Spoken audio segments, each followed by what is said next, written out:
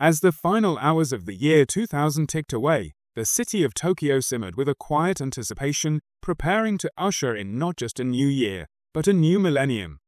In Setagaya, the city's most populous and leafy ward, a peaceful hush settled over the residential streets. It was a neighborhood defined by calm, a welcome refuge from the dazzling chaos of downtown Tokyo. Here, in the western suburbs, families moved through the time-worn rituals of Masoka, New Year's Eve. Homes were tidied with care, special foods were prepared to welcome renewal and hope, and a collective sense of togetherness filled the air. Among these families were the Miyazawas, Mikio, Yasuko, and their 2 young children, Niina and Rei. Their 3-story home, stately and modest by Japanese standards, sat in a quiet, almost isolated spot surrounded by the gentle bends of the Senkawa River and the expansive greenery of Setagaya Park.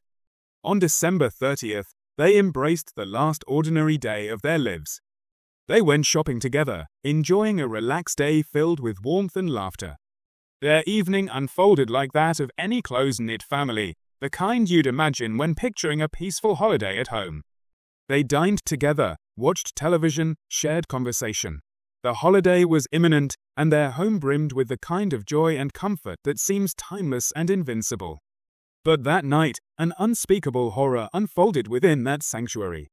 As the streets outside settled into the New Year's embrace, an act of violence so brutal, so unfathomable, ripped through the Miyazawa household, a harrowing disruption of peace that would shock all of Japan and echo through the following decades. The next morning, on New Year's Eve, the usual sounds of the family's preparations were conspicuously absent. Yasuko's mother, Haruko, who lived nearby, tried calling her daughter, but there was no answer. Concern mounting with each unanswered ring, Haruko made her way to the house. She pressed the doorbell, but the silence only deepened. Taking out her key, a token of familial closeness, she stepped inside. What she found was a scene frozen in a dreadful stillness. The air hung heavy, cold, and foreboding. At the bottom of the staircase, Haruko stumbled upon the lifeless body of her 44-year-old son-in-law, Mikio. Shock wobbled beneath her resolve, but urgency propelled her further into the house, a desperate search for her daughter and grandchildren.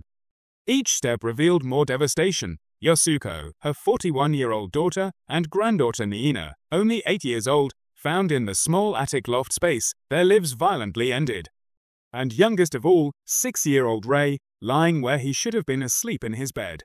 By 10:40 in the morning of December 31, 2000, it was official. The Miyazawa family had been the victims of a grisly quadruple homicide.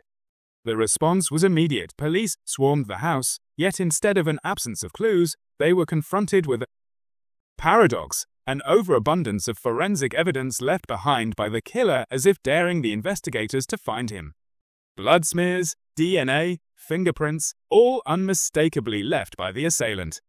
The murder weapon, a distinctive sashimi knife he had brought with him.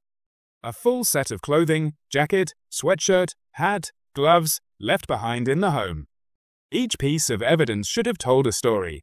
Yet, the narrative they traced led nowhere. It was as if the killer had walked into the house out of nowhere and, after lingering for hours, even up to 10 hours, fled back down that same shadowed path into disappearance. He left behind not just physical clues, but a haunting silhouette of himself, utterly faceless, nameless, invisible. This chilling contradiction frames the enigmatic case that would embed itself deep into Japan's collective consciousness. The Kamiso Shigoya Sankom Ika Yonin Gutu Satsujin Jiken, the robbery homicide of a family of 4 in Kamiso Shigoya 3-Kome. How could a killer orchestrate such a brutal assault during a time meant for family, peace, and renewal, and yet vanish completely despite leaving behind a forensic trail so rich it could have named him? This faceless man of Setagaya became a ghost story of the modern age, a puzzle with abundant pieces but no image on the final puzzle board. The violation at the heart of this case was profound. It shattered not only 4 lives but a national faith in public safety, a blinded horror during a sacred season of hope. Over the years, the mystery has endured, refusing resolution, leaving a legacy of questions that haunt Japan to this day. As the new millennium dawned, so too did one of the most confounding tragedies in Japanese history, A night meant for celebration instead became a nightmare none have since escaped. The Miyazawa family were not just victims. They were a vibrant, interconnected household whose lives paint a vivid picture of warmth, ambition, and community, lives abruptly and violently interrupted. Mikio Miyazawa, the father, was a man of both intellect and creativity, engaged in a nuanced career that bridged cultures and corporate worlds. At 44 years old, he worked for a foreign-affiliated consulting company specializing in corporate identity development. This career placed him at the crossroads of Japanese and international business, a professional life that demanded both sharp analytical skills and a flair for innovative thinking. But Mikio's identity extended beyond boardrooms. He was also a man with a creative spirit, nurtured by a love of animation and a youthful history in puppet theater, which spoke to an imaginative side often hidden beneath his corporate exterior. His wife, Yasuko, was a pillar within their local community. At 41, she managed a home-based juku, a private cram school, where she tutored neighborhood children, infusing their home with an atmosphere of learning, support, and care. This educational role made the Miyazawa home more than a private residence. It was a hub where young minds were nurtured and futures shaped. Yasuko's sister, Rei, lived right next door with her family, enhancing the sense of closeness and extending the familial bonds that surrounded the Miyazawas. Such proximity made the tragedy that unfolded all the more intimate and devastating for those who knew them. The children, Niina and Rei, were the beating heart of this family. Niina, aged 8, was a lively and joyful second grader whose interests included ballet and piano, artistic pursuits that spoke to a childhood full of potential and creativity. Family photographs portray her as a spirited child, tender and loved, celebrating simple joys with her family. Her younger brother, Rei, just 6 years old, was a kindergarten student stepping into the world with innocent curiosity. These two young lives, full of promise, were cruelly cut short alongside their parents on that devastating night. Their home itself tells a story of both refuge and complexity. The three-story house stood in Setagaya, a neighborhood in Tokyo's Setagaya ward characterized at the time by a mixture of urban renewal and isolation. When the Miyazawas moved in during 1990, the area bustled with around 200 households. Yet by the year 2000, large-scale redevelopment had reduced the neighborhood to just 4 remaining houses. Their residents sat on a semi-isolated plot bordered by the gently flowing Senkawa River and the expanding green space of Setagaya Park. This growing isolation, a byproduct of urban renewal, shielded their home with a degree of privacy that was unusual for Tokyo and became a crucial element in understanding the crime circumstances. But the isolation did not mean detachment. The Miyazawas lived at the crossroads of multiple overlapping communities and social networks. Mikio's work connected him to international business circles, while Yasuko's cram school tied them intimately to local families and children. The family's involvement in ongoing negotiations related to the park's expansion introduced complex links to municipal authorities and developers. Their engagement with local youth, particularly Mikio's documented confrontations with skateboarders and motorcycle gangs over noise disturbances, wove yet another layer of social interaction around their lives. Each of these strands added to the tapestry of relationships, some warm, some tense, that framed the family's world and offered potential insights into underlying motives. The sudden and violent disruption of this intricate web left a void that extended far beyond the physical loss of life. It shattered a family deeply rooted in love, community, and daily routine, leaving neighbors, friends, and relatives grappling with incomprehensible grief and silence. Yasuko's mother, Haruko, who lived nearby, was among the first to recognize the silence as something ominous on that grim morning. The shock that reverberated through the extended family and wider neighborhood served as a stark reminder of the fragility of safety and the unpredictable nature of violence.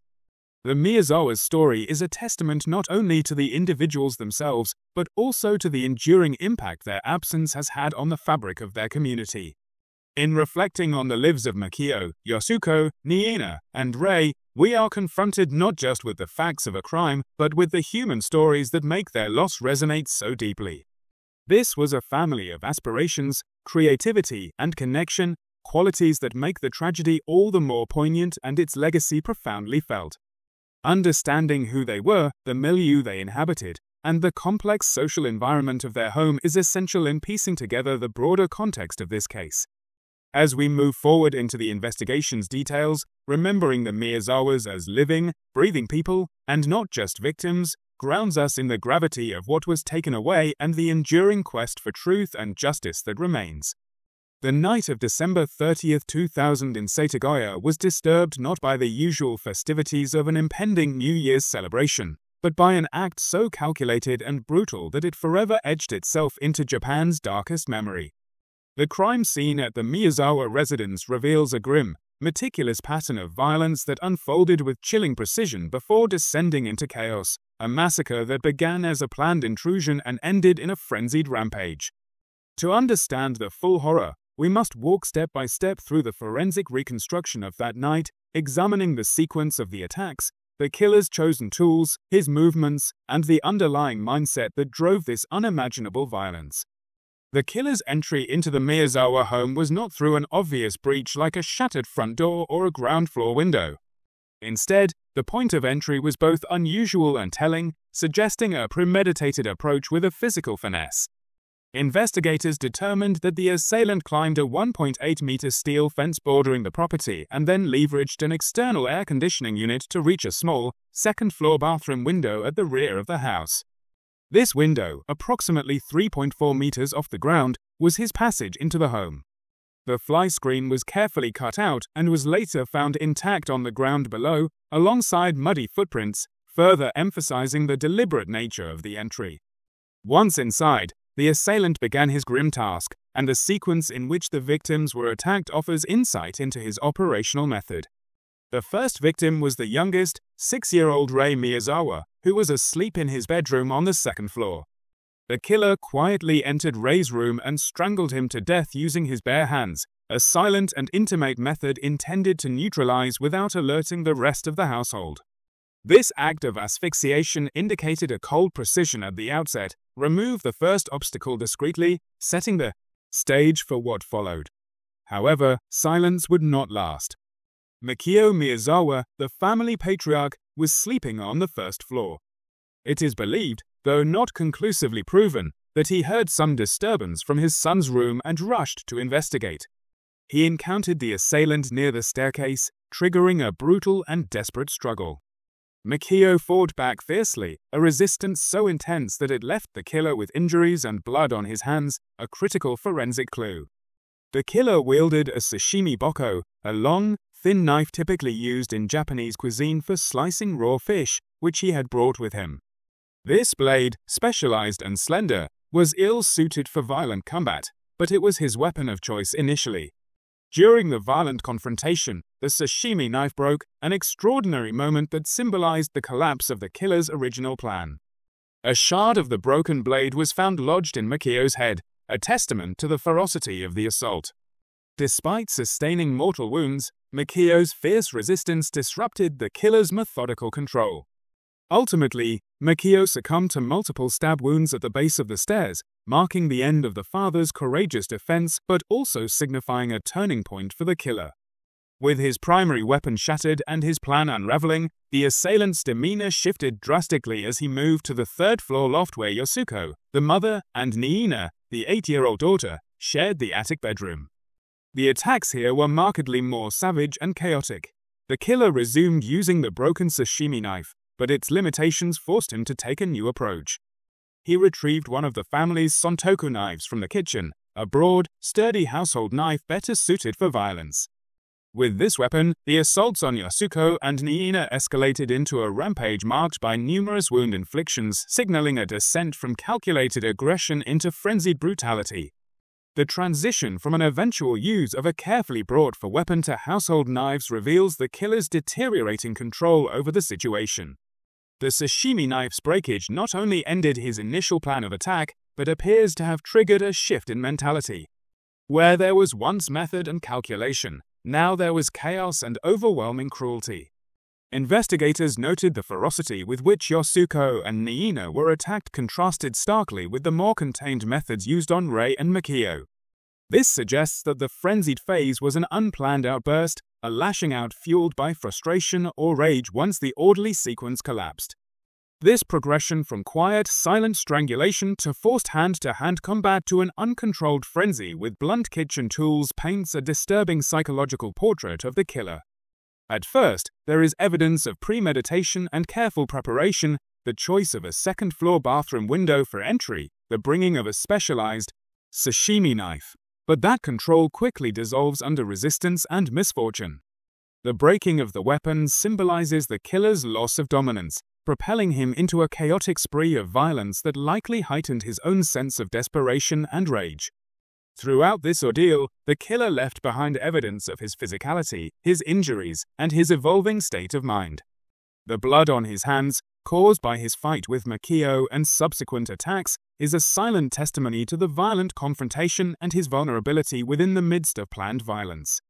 His need to arm himself with household knives after the sashimi blade shattered highlights improvisation born of necessity, a desperate attempt to maintain lethality despite a critical failure. This breakdown from a precise plan into a savage rampage is a crucial insight into the killer's psyche, revealing someone who, despite meticulous planning, was ultimately unprepared for resistance and control over the situation slipped entirely. The crime scene reveals much beyond the sequence of murders. It exposes a methodology marked by deliberate entry, initial stealth, silent neutralization, violent confrontation, and finally an uncontrollable frenzy of brutality. Each victim's fate reflects this escalating madness, from Rei's quiet suffocation to Mikio's fierce resistance to the merciless slaughter of Yasuko and Niina. Tools shifted from the specialized to the readily available, illustrating how the killer was forced to adapt, but also revealing his frustration and loss of composure. In end, the forensics tell a story of a killer who underestimated the human factor, the fighting will of Mikio, and possibly the latent resistance of the others. His plan, while initially precise, unraveled into chaos after his weapon broke, leaving behind a trail of violence that speaks to a mind swinging from calculated control to wild desperation. This dark transformation is perhaps the most haunting aspect of that night, an ordered act of cruelty becoming a frenzied massacre, sealing the fate of the Miyazawa family and creating a crime scene that continues to offer clues but no answers. This forensic journey through the Miyazawa home on that fateful night illuminates the cold precision and the violent frenzy that played out within those walls. It is a chilling reminder of the complex human dynamics behind such acts of violence, where planning meets unpredictability and control collapses into chaos. Understanding this sequence is essential before moving forward into the strange and unsettling hours that followed the killer's inexplicable sojourn within the house, a chapter that deepens the mystery of the Faceless Man of Setagaya. After the unimaginable horror of extinguishing 4 lives in the Miyazawa household, the killer did something utterly baffling. He stayed. Instead of fleeing into the night, vanishing into the shadows, or scrambling to erase every trace of his presence, the perpetrator lingered within the walls of the very home where he had enacted his brutal spree. Investigators estimate that he remained at the scene for several hours following the murders, a sojourn that transforms the crime from a simple act of violence into a haunting psychological puzzle. Within this period, the killer engaged in a series of peculiar and unsettling behaviors that confused law enforcement and forensic experts alike. His actions were a strange blend of practical self-care, casual consumption, curious exploration, and, perhaps most chillingly, a brazen assertion of dominion over the space he had desecrated. First, he helped himself to food and drink from the family's refrigerator.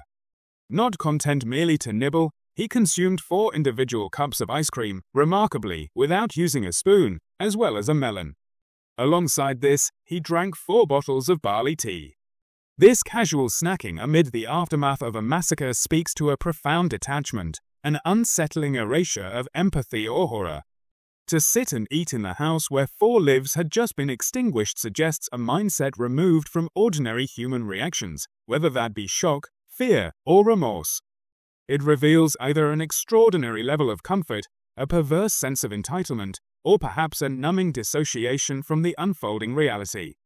The killer's strange inhabitation of the Miyazawa home did not end with meals. He also turned to one of the family's most personal possessions, their computer. Digital forensic investigations revealed that he used Mikio Miyazawa's computer twice. The first and definitive session took place in the early morning hours of December 31st, from 1:18 a.m. to 1:23 a.m. The content of his online activity remains unknown to the public. What sites he visited or what he sought there is a puzzle lost to silence, deliberately withheld or forever unknowable. A second connection was logged later that day around 10 am, but is now believed to have been triggered inadvertently by Yasuko's mother when she entered the home.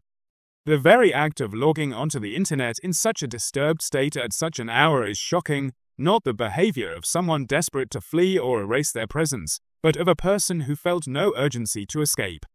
In addition to casual eating and computer browsing, the killer also took care to tend to injuries sustained during the violent struggle with Mikio. His hands, marked with the victim's blood, required attention. The intruder made use of the family's first aid supplies, applying antiseptic and bandages likely procured from the residence's medicine drawers or the kitchen cabinet. This need for self-care implicitly confirms he was hurt during the confrontation, a rare hint of vulnerability that stands in stark contrast to the overwhelming dominance he asserted throughout the crime. Perhaps one of the most startling facets of his post-crime behavior was his usage of the family's bathroom. He used the toilet but left the bowl unflushed. This act of leaving behind unflushed waste was more than just careless.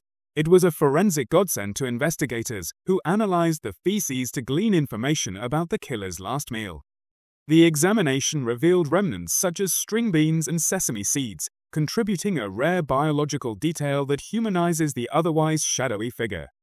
But psychologically, such behavior, ignoring basic social norms of cleanliness and privacy, can be read as a further sign of detachment, disrespect, or outright contempt. It is as if the killer was both physically inhabiting the space and exerting control over it in a way that defied social conventions and expected fears of discovery. Further compounding the air of dominion was the evidence that the killer ransacked the Miyazawa's personal papers. Investigators found documents scattered across the house, in some cases thrown into the bathtub and toilet. This disordered searching seemed haphazard rather than methodical, as if driven less by the need to find something specific and more by restlessness or impulse. The intruder also took a small amount of cash from the residence, but notably left behind the larger sum normally kept in the household. This selective taking strongly implies robbery was not the primary motive, but rather a tangential or opportunistic act within a broader context of violence. Though some reports suggest the killer might have had a brief nap on a second-floor couch, this remains unconfirmed. Whether he rested briefly or simply wandered in aimless agitation, what is clear is the killer's unprecedented nonchalance in remaining on the scene for hours, an unfathomable choice for most perpetrators of such violent crime. What do these bewildering behaviors reveal about the assailant's psychology? At face value, these actions resist easy explanation. They could suggest a man in shock, stunned by the ferocity and chaos of his own actions, forced to stay to tend wounds and recover. Alternatively, they may represent a chilling expression of dominance, a morbid, perverse pleasure in occupying the space of his victims, extending the violation beyond death. The deliberate, leisurely acts of eating, using the computer, and ignoring norms of hygiene evoke an unsettling image of control and ownership of the scene, as if the killer was not merely an intruder, but a sovereign of the ruined domain. Another possibility is that these actions reflect a deeply disturbed mindset, one neither fully caught in impulsive panic nor cold professionalism. The killer's choice to treat wounds, engage in personal indulgence, and scatter papers points away from calculated assassination and towards a fractured psyche, marked by conflicting impulses of violence, self-care, curiosity, and contempt. Ultimately, the killer's post-murder sojourn transforms the Miyazawa house from the site of a violent crime into a surreal stage for a psychological drama. It reveals a man who was impulsive yet deliberate, wounded yet unashamed, intruder yet an occupier. This prolonged presence, baffling and taboo-breaking, adds layers of complexity to a case already rich in paradox. In these hours, the killer left behind not just forensic evidence, but a silent testimony to his fractured humanity, or frightening lack thereof. As we move forward in uncovering the portrait of this ghostly figure, these strange behaviors stand as a chilling testament to the dark mind behind the faceless crime, the killer who did not vanish immediately, but rather lingered, a ghost amid the silent shadows of a ruined home. In the intricate investigation of the Setagaya family murders, perhaps the most haunting aspect is the forensic portrait of the killer, an almost fully fleshed-out profile, painstakingly assembled from the myriad clues left at the scene, yet one that stops abruptly before revealing his true identity. This man is a phantom, a ghostly figure pieced together from fragments, each hint more vivid than the last, but all converging on a maddening paradox, a nearly complete biography with no name, no face, no claim to humanity beyond what the evidence yields. The forensic profile emerges like a photograph in shards, assembled from the genetic, physical, and material traces the killer left behind in the Miyazawa home. From these remnants, investigators deduced key physical characteristics. The killer was estimated to be a young man, likely between the ages of 15 and 29, standing approximately 175 centimeters tall, with a slim build. His handedness was determined to be left-handed, based on the angle and precision of the wounds inflicted and the handling of weapons and objects. Blood samples collected at the scene confirmed his blood type was A, providing another biometric identifier. Most strikingly, advanced genetic analysis gleaned from his blood and cellular material told a more complex, global story embedded within his very DNA. The killer's paternal lineage traced back to East Asia, showing markers common in the Korean population, while his maternal heritage was European. This admixture of ancestry paints the unsettling portrait of a man whose identity crossed cultural and geographic boundaries, encapsulating a modern, transnational existence, yet no one within any national or international database bore a matching identity. Even the smallest sensory details became threads in this forensic tapestry. Despite the killer's attempts at subterfuge, investigators discovered traces of a distinct, well-known masculine fragrance that he wore, Drakkar Noir. This scent, popular but specific, places him within a certain era and cultural milieu, and might have been recognizable to those close to him. It's a personal signature, a ghostly perfume left lingering in the air, marking the space even as he vanished from view. Beyond his physical and genetic identity, the killer's clothing revealed another layer of specificity. Detectives catalogued the entire ensemble left behind, noting each item was rare or distinct enough to form a chain of potential leads. He wore a sweatshirt identified as the M/X brand, notable for its uncommon purple sleeves, a garment uncommon enough that it should have been easy to trace. Over this, he wore a jacket from the mass-market retailer Uniqlo, blending contemporary trends with personal quirks. His shoes were a model manufactured exclusively in South Korea, Slazenger sneakers in size 280 Korean sizing, that were never retailed in Japan. This rare footwear, combined with his mixed genetic heritage, lent strength to theories about his transnational connections. He carried modified handkerchiefs and a hip bag, each detail meticulously recorded as potentially traceable. This collection of forensic details, the man's build, his genetic makeup, his left-handedness, clothing brands and models, scent, and even the contents of his stomach identified through waste analysis, all combined to form a biographical silhouette that was startlingly complete. Investigators had, in essence, the story of a life, where he might have grown up, some habits he kept, his likely age and stature, the brands he favored, even the physical traits that marked his movements during the crime. Yet, this man, paradoxically, was not known to police or intelligence agencies. His existence was like an image projected onto a fog, sharp in outline but ultimately hollow and unreachable. This paradox, that of a detailed forensic biography yet total anonymity, underscores the profound challenge of the Setagaya murders. Here was a killer who had left no stone unturned in leaving behind evidentiary fragments, and yet, not a whisper of his true identity had surfaced. The killer's story was told through blood, DNA, clothing labels, and even scent, but the person behind those elements remained an enigma, unsuspected, unknown, and unclaimed. The forensic profile does more than catalogue physical or genetic traits. It reveals a conflict between meticulousness and oblivion. On one hand, the perpetrator was dangerously specific, the use of a sashimi knife purchased from a known source, clothing that was distinctive and rare, and the police's ability to glean from waste and fingerprints a character sketch. On the other hand, this same man left himself exposed, lingering in the home after the murders with personal items, clothing intact, and habits that gave amateur clues to his identity, yet no connection could be made. Unlike the unseen ghost who leaves no trace, this killer was a figure exposed in detail, like a portrait made from puzzle pieces, with the final, essential piece missing. This facelessness speaks to a modern dilemma in forensic science and identification. As border-crossing individuals with mixed ancestries and varied cultural markers become common, traditional policing faces significant hurdles. This case epitomizes the last-mile problem. Collecting evidence is no guarantee of identifying a suspect when databases do not capture every identity, especially those bridging multiple nations or existing on the fringes of records and communities. The man revealed by forensics is at once observable and invisible. His portrait is etched in the rare traces that left oil to fingerprints, DNA to discarded clothing, scent to bloodstains. Yet his true self remains locked away, untethered from any social, legal, or digital framework that could translate these fragments into a name. To the world, he remains a shadow, a phantom constructed from forensic clues, haunting Tokyo with his silence. As this section closes, the haunting profile of the Setagaya killer reminds us not only of the power but also the limits of forensic science.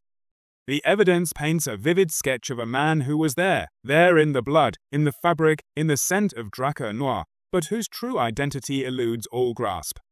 It leaves us with the unsettling image of a fragmented life story standing in for a man who remains faceless and nameless, embodying the ghostly void at the heart of this unresolved tragedy.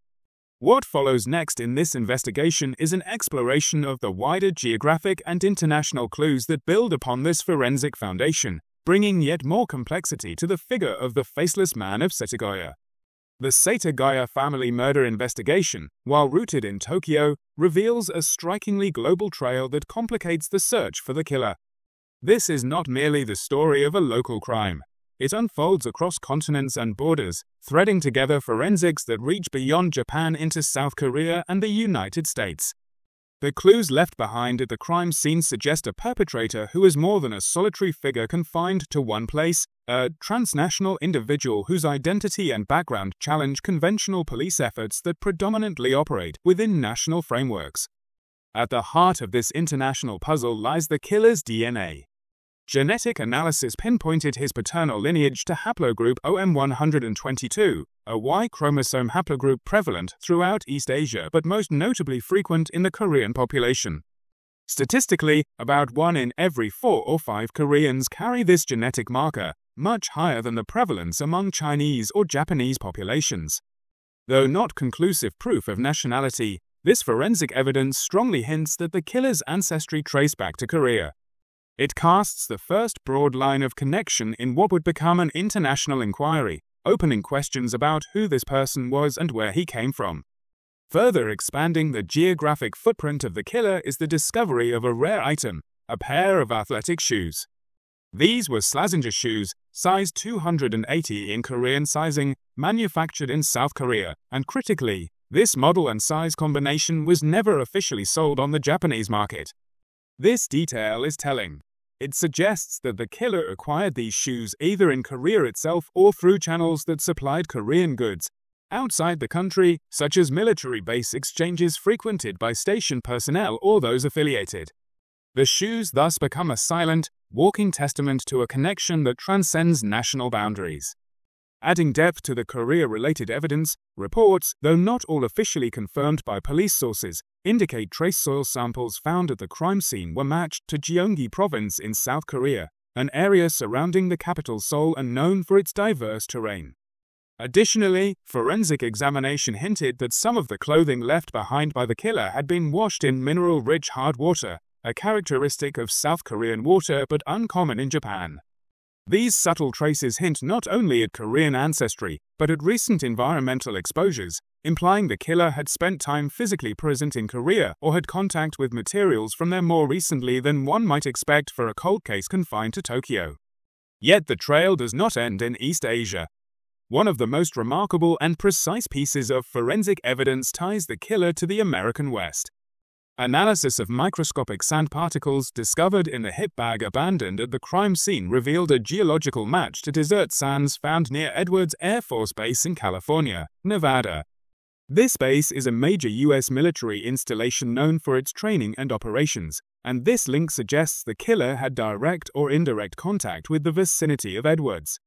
The hit bag also contained sand from a Japanese skate park, reinforcing the killer's repeated presence in both environments. The presence of American desert sand is not a trivial coincidence. It points to a mobility that would allow the perpetrator to cross oceans and continents, moving seamlessly between Japan and the United States. This evidence fuels a compelling theory that the killer may have been connected to the U.S. military.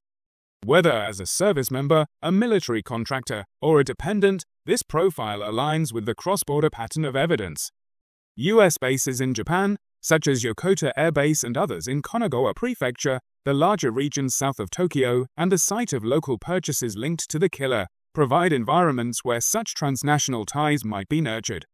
The hypothesis is that the killer was someone able to reside in or travel between these countries, plausible with military credentials and overseas postings, which would make the tracking and identification of such an individual notably challenging for domestic Japanese police forces operating largely within national confines. The local dimension grounds this expansive international picture. The murder weapon, a signature sashimi knife branded Seiki Magaroku, Ginju, and the killer's clothing were traced back to purchases made in Kanagawa Prefecture. This area borders Tokyo and is home to multiple U.S. military facilities, creating a geographic nexus tying together these international clues with a tangible presence within Japan. This mixture of local and international contacts suggests a killer who was not a stranger to Tokyo's surroundings, but someone whose identity was multifaceted, rooted partly in Japan's immediate geography but extending into a broader, militarized, and global context. These interconnected traces, from Korean paternal DNA and shoes sourced in South Korea, to soil samples and clothing treatments indicating Korean exposure, and the minute grains of Nevada desert sand, all weave into a narrative of a transnational individual. Someone whose life and movements spanned multiple countries, shaped by complex heritage and perhaps the privileges and mobility offered by military affiliations. This student of globalization straddles cultures and borders, slipping through the cracks of traditional policing methods that rely heavily on static national databases. It is this global footprint that partly explains why, despite the abundance of forensic evidence, the killer remains unidentified, a man without a face caught between nations and their investigative silos. This transnational profile complicates the investigation in profound ways. Traditional law enforcement approaches, based largely on the boundaries of national jurisdictions, struggle to apprehend someone who might cross borders routinely, blend into multiple societies, and access resources or networks far beyond local familiarity. The killer could have erased most digital and paper traces in any one location, leaving behind a mosaic of international indicators that do not coalesce into a single, easily trackable identity.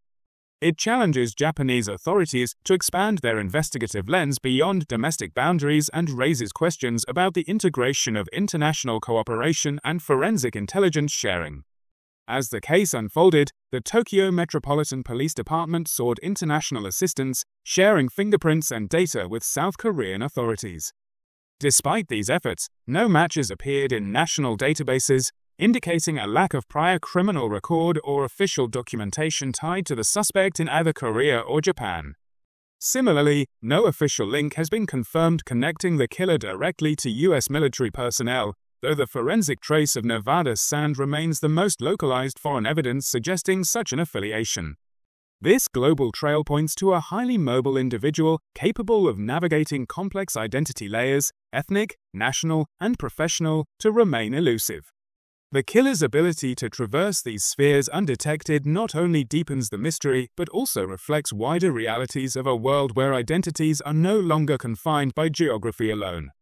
In understanding this, the Setagaya murders transform from a local tragedy to a case study of the challenges posed by globalization to traditional law enforcement.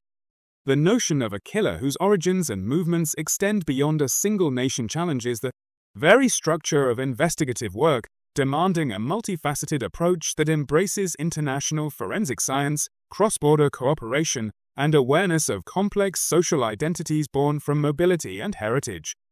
As we piece together these geographic and international clues, the elusive portrait of the killer emerges not as a figment of isolated local resentment or transient rage, but as a shadowed figure shaped by global currents, bearing Korean roots, wearing South Korean shoes, carrying echoes of the American desert, and stepping quietly amidst the streets of Tokyo and beyond. This global trail complicates the search but also enriches the narrative, revealing the profound layers at the heart of this haunting episode of crime, mystery, and justice yet to be served. This international dimension casts a long shadow across the investigation, setting the stage for the meticulous, monumental efforts of law enforcement that would follow, as well as the tangled theories and debates about identity that continue to swirl decades later. It compels us to see beyond the immediate crime scene to a broader world map where the killer's footsteps, though faint, touch multiple continents and cultures, leaving a trail as fascinating as it is frustrating, as clear as it is confounding. This is the global trail of the Faceless Man of Setagaya. The investigation into the Setagaya family murders stands as a monumental and relentless effort by the Tokyo Metropolitan Police Department, a testament to the determination of law enforcement facing a uniquely elusive and faceless adversary. From the moment the brutal crime was uncovered on that chilling New Year's Eve in 2000, the scale of the police response was vast and unwavering. Over the course of more than 2 decades, the Tokyo Metropolitan Police have engaged over 280,000 officers to painstakingly pursue every imaginable lead, sift through mountains of evidence, and listen attentively to thousands of tips from the public. This extraordinary mobilization reflects both the gravity of the crime and the profound impact it had on Japan's sense of security. At the heart of this extensive investigation lies a paradox that has confounded experts and frustrated efforts to bring closure. The killer left behind an abundance of forensic evidence, his blood, DNA, fingerprints, and even a full set of clothing, yet remains unidentified and unapprehended. In response, the police adopted a multi-pronged, exhaustive approach blending traditional detective work with innovative forensic strategies, determined to uncover the truth despite the obstacles. One of the earliest and most intensive efforts was the door-to-door fingerprint canvassing operation, codenamed Operation Roller. Thousands of officers, including specialists from riot and public security units, methodically went through the neighborhoods surrounding the crime scene. They collected fingerprint samples from residents and passers-by in the hope of matching them to the unknown prints found at the Miyazawa residence. This massive and systematic elimination process speaks to the investigators' pursuing of the faintest possibility that someone within the community might unwittingly hold the key to the mystery. Despite the diligence of this effort, no match emerged, illustrating one of the investigation's most stubborn challenges: an intruder with no criminal record and, thus far, no direct identity in any national database. Beyond the neighborhoods, the Tokyo Metropolitan Police extended their search into public awareness and community engagement campaigns. Every year on the crime's anniversary, police conduct public memorial ceremonies marked by poignant appeals for information. These events are not mere formalities, but strategically designed to keep the case alive in the collective memory of the city and the nation. Visual reconstructions of the killer's distinctive clothing, his purple-sleeved sweatshirt, his Uniqlo jacket, and his unique crusher hat, are displayed on mannequins at busy local train stations and public spaces. Electronic billboards in Tokyo's bustling districts like Shinjuku broadcast video clips aimed at stimulating recognition among the populace who might recall details long forgotten or overlooked. Tens of thousands of posters reiterating the appeal have been circulated nationwide, creating a continuous and visible presence that underscores the case's unresolved nature and the ongoing search for justice. In addition to these direct outreach tactics, the police have offered a substantial financial incentive to spur cooperation. The reward for any lead that leads to the arrest of the perpetrator is set at 20 million yen, a sum equivalent to roughly $180,000. Such a sum reflects not just the gravity of the crime but the desperation and hope that someone, somewhere, might possess critical information. The combination of financial motivation and repeated public appeals highlights the police's adaptability in deploying every available resource to crack the case. Despite the scope and persistence of these efforts, investigators have grappled with formidable obstacles that illuminate the limits of even the most sophisticated policing. The overwhelming forensic evidence, the killer's DNA profile and fingerprints has been rigorously compared not only against Japan's criminal databases but also those of international law enforcement agencies through Interpol. Yet, the killer remains a ghost, with no records to tie him to past crimes or known identities, neither domestically nor abroad. This absence of matches implied a suspect without a criminal past or one whose records simply do not exist in accessible systems, such as someone with international ties or a transient lifestyle eluding conventional tracking methods. Another challenge inherent in the investigation stems from the passage of time and the loss of institutional memory. The initial team, including the chief investigator, Takeshi Tsukida, who led the earliest phases of the inquiry, has long since retired or passed away. This natural attrition has fragmented the continuity of knowledge. Each new generation of police officers assigned to the case must familiarize themselves with a sprawling, complex file filled with thousands of pages, tapes, and digital records. The loss of original investigators and first-hand witnesses creates a barrier to fully appreciating subtle nuances that may have guided early leads or unspoken hunches about possible suspects. Technological advancement, while lightning fast in recent years, has presented a mixed blessing. On one hand, the preservation of physical evidence from the scene in pristine condition has allowed the potential for future breakthroughs, especially with DNA analysis. Yet on the other, Japan's legal environment poses significant hurdles to leveraging some of the most powerful emerging forensic tools, particularly genetic genealogy.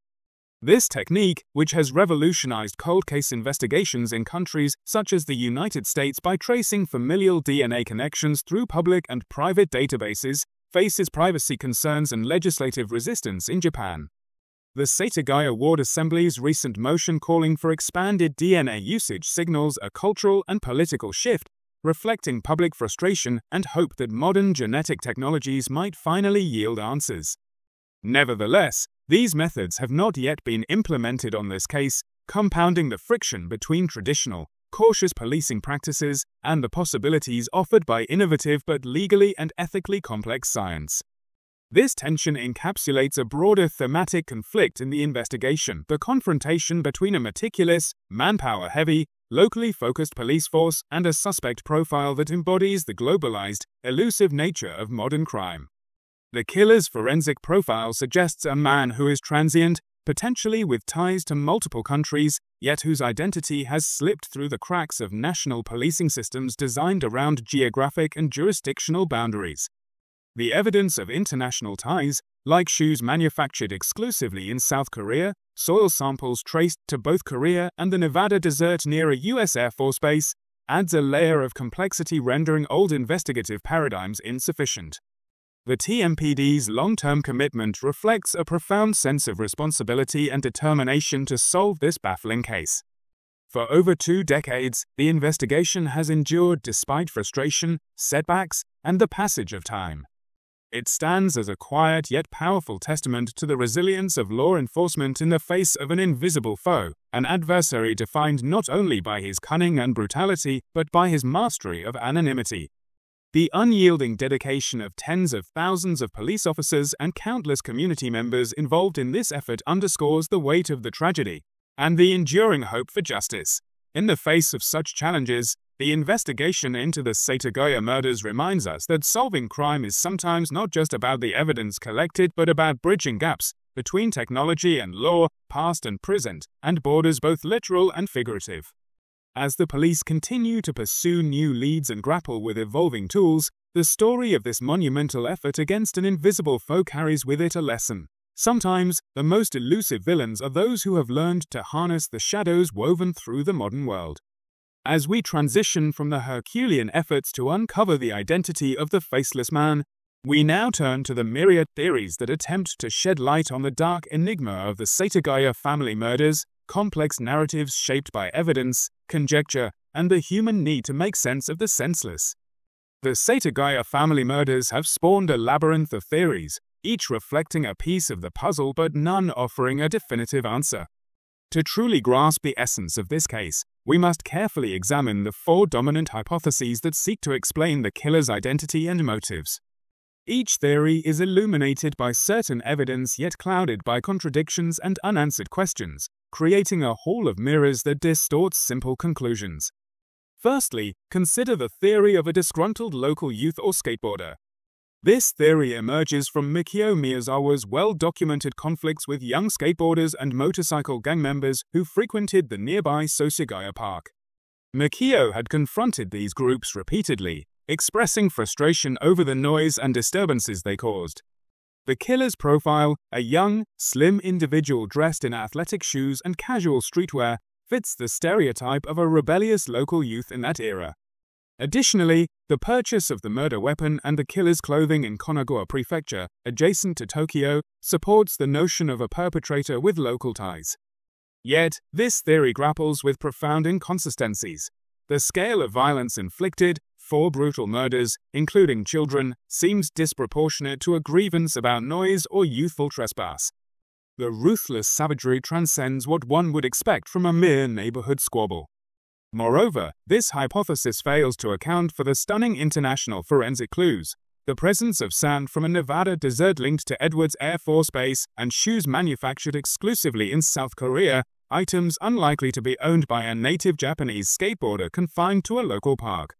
The absence of a direct explanatory pathway connecting these global clues leaves this theory incomplete.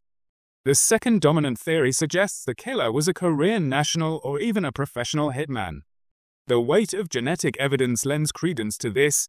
The killer's Y chromosome haplogroup, OM122, is statistically more common among Koreans than Japanese or Chinese populations, making Korean heritage a compelling avenue. The Slazenger shoes, produced solely in Korea and not sold in Japan, deepen this connection. Some investigative authors have even pointed to a specific suspect, a former South Korean soldier, claiming fingerprint matches and soil analyses linking the crime scene to the Gyeonggi province of South Korea. Still, the professional hitman theory is undermined by the killer's chaotic and emotionally charged behavior. A trained assassin would likely execute the crime with precision and escape immediately. Instead, the struggle with Mikio was violent and prolonged. The murder weapon broke during the attack, and the killer stayed hours within the house treating wounds, eating, using the family computer, and leaving behind a trove of evidence.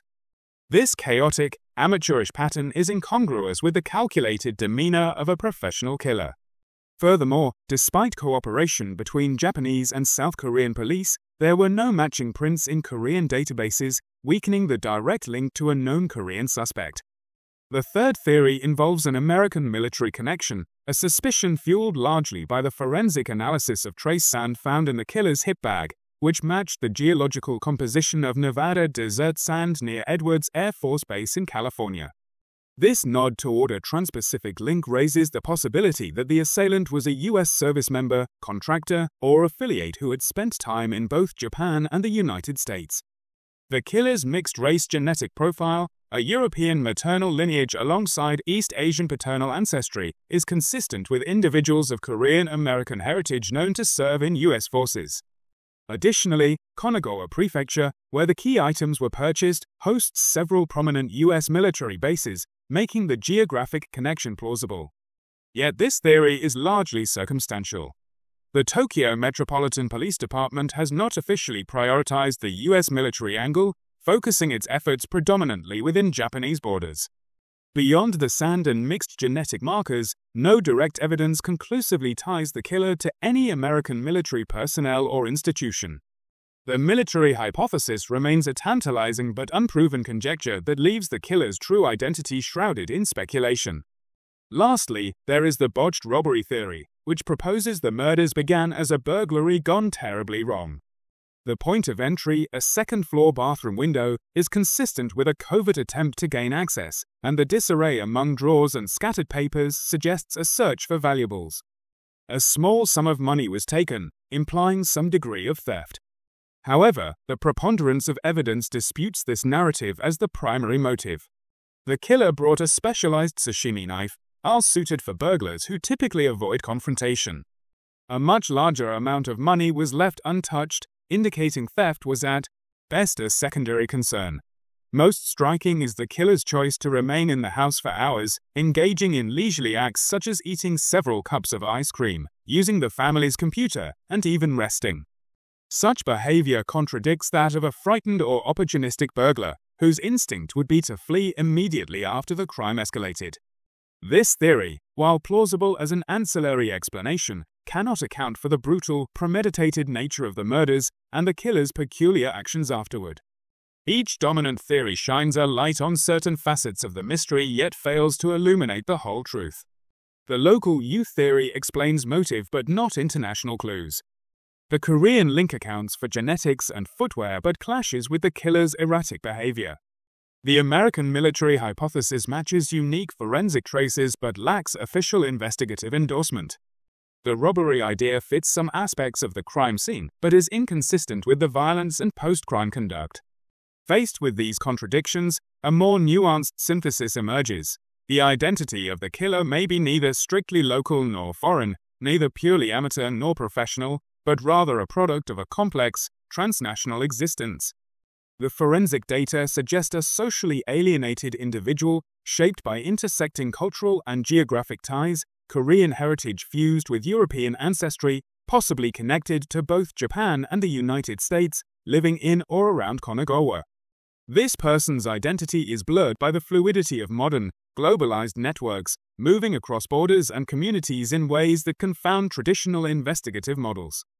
This transnational ghost profile aligns with the scattered yet specific clues left at the crime scene: the clothing purchased locally, the shoes from Korea, the sand from the Nevada desert, the mixed genetic markers, and the youthful, skater-like appearance. It reflects a person caught between worlds, culturally fragmented, perhaps harboring ill will born from social alienation or personal grudges, and capable of exploiting international mobility to evade detection. The unresolved case thus challenges conventional assumptions about crime and identity. It exposes gaps in law enforcement's ability to track individuals operating beyond the confines of national systems, highlighting how globalization can create faceless criminals. The killer is no longer just a suspect in a localized Japanese homicide. He represents a new archetype, a complex individual whose motives are possibly multi-layered and whose identity eludes easy classification. As we consider these theories against the backdrop of the haunting tragedy, it becomes clear that the truth might lie at the intersection of these seemingly conflicting narratives, an intricate web of personal grievance, cultural dislocation, and transnational movement. The hall of mirrors that this case represents reflects not just the killer's elusive identity but the evolving challenges faced by modern forensic investigations confronting a world where borders are porous and identity is fluid. The Setagaya murders remain a chilling testament to the shadows lurking within that complexity, a mystery still waiting for the decisive breakthrough that will finally reveal the Faceless Man's name and bring overdue justice to the Miyazawa family. The Setagaya family murders left an indelible mark on Japan, echoing far beyond the tragic night when Mikio, Yasuko, Niina, and Rei Miyazawa were brutally taken from their home. The sheer horror of these killings, steeped in mystery and unanswered questions, transformed public consciousness and spurred fundamental changes in both law and culture. At the heart of the case's enduring legacy is its influence on Japan's legal system, most notably the abolition of the statute of limitations for murder. Prior to this crime, murder, a capital offense, carried a statute of limitations of 15 years, later extended to 25 years. For years, the creeping fear grew that the cold case of the Miyazawa family might forever go unsolved, and that the killer could evade justice simply by waiting out the clock. The widespread media coverage and impassioned public outcry galvanized victims' advocacy groups and lawmakers alike, pushing for reforms that would prevent such a miscarriage of justice. This culminated in a landmark legal change in April 2010 when the Japanese Diet abolished the statute of limitations on capital crimes, including murder. Though it could not undo the irreversible loss, this reform ensured that perpetrators of such heinous crimes would remain prosecutable indefinitely, underscoring a national commitment to justice that the Setagaya tragedy helped to awaken. Beyond legal reform, the case reverberated deeply within Japanese society, injecting a pervasive and unsettling anxiety about the possibility of arbitrary violence striking without warning. Japan historically has been regarded as one of the safest countries in the world, boasting low crime rates and a strong sense of community harmony. The Setagaya murders, however, shattered this illusion of safety, exposing to the nation the terrifying reality of senseless, motiveless violence. The faceless nature of the killer, his identity unknown despite a trove of forensic evidence, his chilling post-crime behavior, and the fact that he slipped through every investigative net, fueled a collective dread. It touched upon societal fears of isolation, the erosion of traditional community bonds, and the vulnerabilities inherent in an increasingly globalized, transient population. The crime has been described as a symbol of the new evil, one that defied reason and challenged Japan's social fabric by violating the sanctity of family and home at a time meant for renewal and peace. The cultural imprint of the Setagaya murders has been equally profound. The case has become a fixture in Japanese media, perpetually invited back to public attention through documentaries, news specials, books, and art. It is considered one of the country's most frightening and enigmatic unsolved mysteries. Television networks like Fuji TV and TV Asahi have produced in-depth features that strive not only to recount the timeline of events, but also to keep the memory alive in hopes someone might come forward with a tip. Yet, these portrayals have also sparked controversy. The family's surviving relatives, including Yasuko's sister and Rei, have occasionally voiced anguish over speculative television reconstructions that they feel mischaracterize the family or imply motives without evidence, underscoring the delicate balance between public interest and respect for those personally touched by the crimes. Artistic responses have echoed the case's chilling legacy as well. The 2000 lithograph Trial of the Setagaya Family Murderer by Tenmaya Hisashi is among the notable works inspired by the tragedy, symbolizing the haunting presence of an uncatchable specter. International audiences have also been drawn to the case through the lens of true crime podcasts like Faceless, Red Web, and Crime Junkie, which have transported the mystery across borders and introduced it to listeners far beyond Japan. The Setagaya murders, in this way, occupy a unique place, a somber cultural touchstone that continues to unsettle and captivate. Physically, the site of the crime itself held a powerful place in the collective memory. For nearly 2 decades, the Miyazawa house stood frozen in time, safeguarded by the Tokyo Metropolitan Police Department as an ongoing crime scene. It became a spectral monument, a place where the community's grief and the nation's unresolved questions coalesced. Nestled amidst the ever-expanding greenery of Setagaya Park, the once vibrant family home gradually deteriorated, mirroring the prolonged wait for answers and justice. In 2019, faced with structural decay and safety concerns, the authorities made the difficult decision to demolish the house, ensuring that physical evidence was preserved while removing a potential hazard. Even after its demolition, the site remains a potent symbol of loss, absence, and the unspeakable void left behind. The house's lingering presence has become ingrained in local folklore, so much so that in 2023, a group of high school students daringly trespassed on the property for a test of courage, forcing a police response and highlighting the site's eerie allure as a place where tragedy still feels close at hand. The echoes of silence left by the Setagaya family murders extend into the present day, touching on our deepest fears about violence, anonymity, and the fragility of safety. The case's legacy is not simply the changes in law or the vigil maintained by law enforcement, but also the continuous societal reckoning with vulnerability in a rapidly changing world. As the cold case endures, the memory of the Miyazawa family and the dark shadow of the Faceless Man remain a chilling reminder that some mysteries do not quietly fade with time. Instead, they reverberate through culture and community, forever asking us to listen to the silence, to the absence, and to the hope that one day justice will be served. The Setagaya family murders stand as one of the most haunting and confounding mysteries in modern criminal history, a case defined by a paradox so profound it defies resolution. Here we have a crime scene almost unparalleled in the volume and quality of forensic evidence, every conceivable trace of the assailant painstakingly preserved and analyzed, yet the identity of the perpetrator remains shrouded in silence, a ghost with a detailed portrait but no name or face. This chilling contradiction lies at the heart of the mystery. How can a killer leave behind such an exhaustive trail of clues, only to vanish into the shadows, beyond the reach of every police database and investigative effort?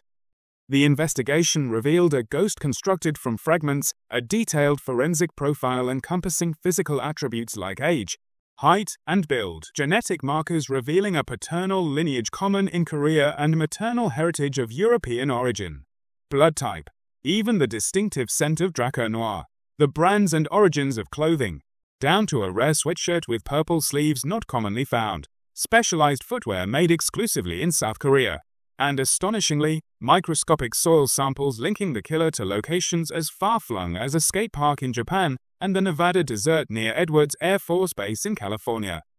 Every item told a story, mapped a route of presumed identity and movement, yet none pointed to a man who could be named or found. In this, the case illuminates a critical truth about forensic science. Evidence is powerful but not omnipotent.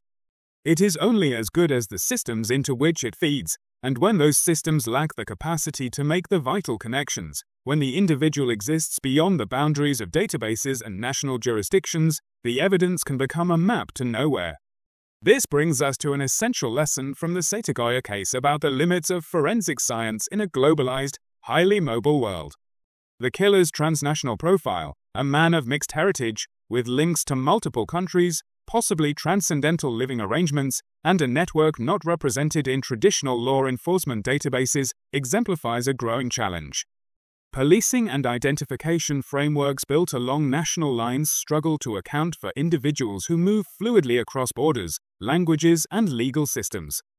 The vast efforts of the Tokyo Metropolitan Police Department, involving hundreds of thousands of officers, exhaustive fingerprint canvassing, DNA testing, public appeals, and sophisticated forensic reconstructions, have yet to crack this veil. It highlights the necessity for international cooperation, the expansion of forensic technologies, and adaptive investigative strategies responsive to the complexities of identity in the 21st century. Yet, within this impasse, there remains undeniable hope resting on two intertwined paths forward. The first is technological innovation. Cutting-edge advancements in forensic genetic genealogy, the method of tracing familial DNA connections through vast public genealogical databases, have revolutionized cold cases elsewhere, solving crimes once thought impossible to close. Japan's ongoing legal and ethical debates about the expansion of DNA use and genetic genealogy might one day unlock the key to this case too, enabling investigators to connect the dots not only on data but on human relationships bound by blood and ancestry. The Setagaya Ward Assembly's recent motions urging expanded DNA application reflect this growing momentum. The second path is a deeply human one: memory, conscience, and the courage to speak. Perhaps somewhere out there, a person still remembers a friend or relative who wore the distinctive purple-sleeved sweatshirt and disappeared around the turn of the millennium, or recalls the faint scent of Draco Noir amidst whispers about the killer's identity. Perhaps someone will finally recognize the disparate elements, the Korean lineage, the American military ties, the skater-like clothing, and make a connection that the databases could not. Or, perhaps, the killer himself, burdened now by decades of guilt and the relentless passage of time, will break his silence and step forward.